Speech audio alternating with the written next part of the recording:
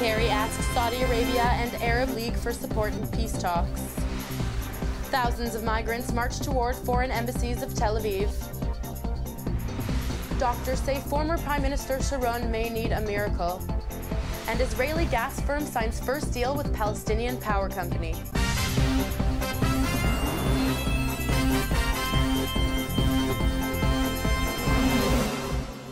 Shalom and welcome to the Jerusalem Post News. Here are the headlines for Monday, January 6th.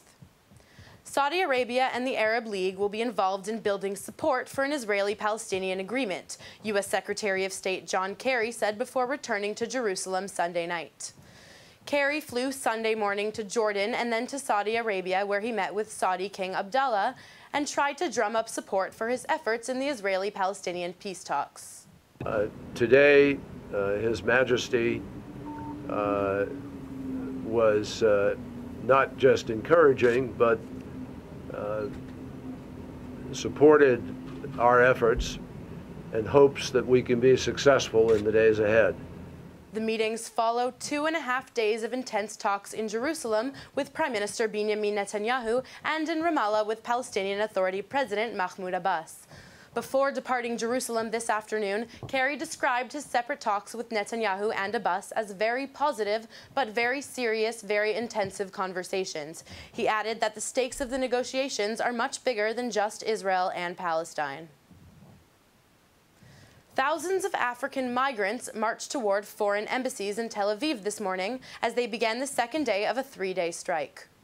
The protesters were hoping to call attention to the state's refusal to recognize the migrants' request for asylum.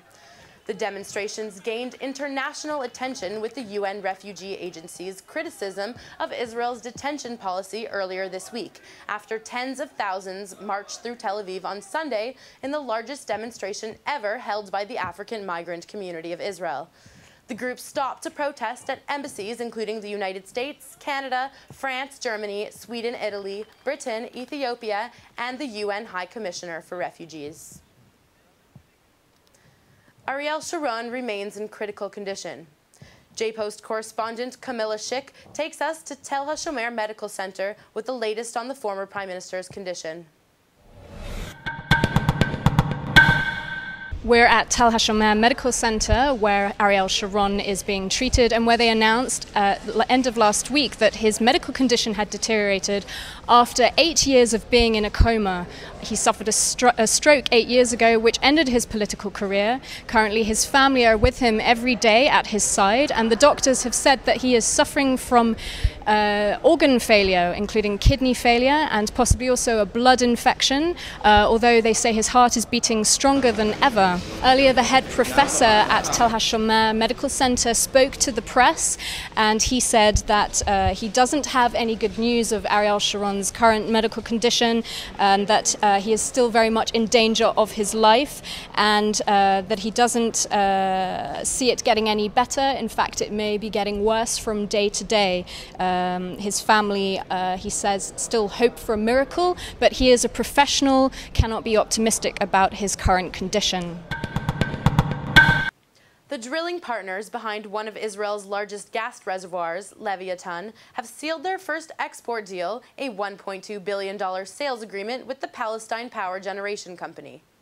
According to the agreement signed on Sunday, the Palestinian power company will buy around 4.75 billion cubic meters of gas for a period of 20 years.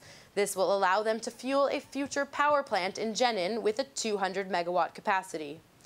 Yossi Abu, CEO of Delek Drilling, said during the signing that natural gas acts as a bridge to peace, and this agreement therefore brings good news to the entire region and the world. That's all for today. We'll be back tomorrow with more headlines. Until then, shalom and goodbye from the Jerusalem Post studio.